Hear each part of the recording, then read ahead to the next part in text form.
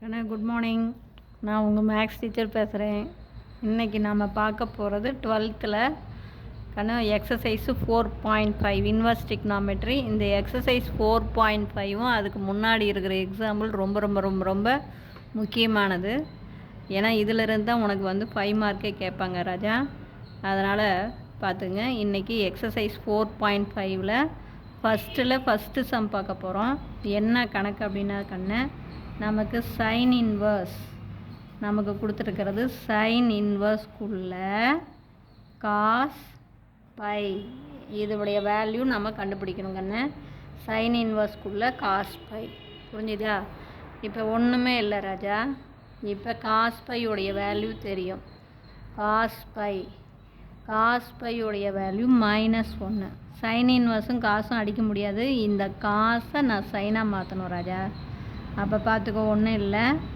Sign இன்வர்ஸ்குள்ளே cos pi -1. அப்போ cos பையோடைய வேல்யூ -1ன்னு போட்டுக்கிறேன். இப்போ புரியுதா கண்ணு? இன்னொன்று எனக்கு தெரியும், சைன் π/2 1ன்னு தெரியும். அப்போ தேர்ஃபோர் சைன் இன்வர்ஸ்குள்ளே மைனஸ் இந்த 1க்கு பதிலாக சைன் π/2. அடுத்து சைன் ஆட் ஃபங்க்ஷன் மைனஸை உள்ளே கொண்டு போயிரு. அப்போ சைன் இன்வர்ஸ்குள்ளே என்ன வரும் நமக்கு?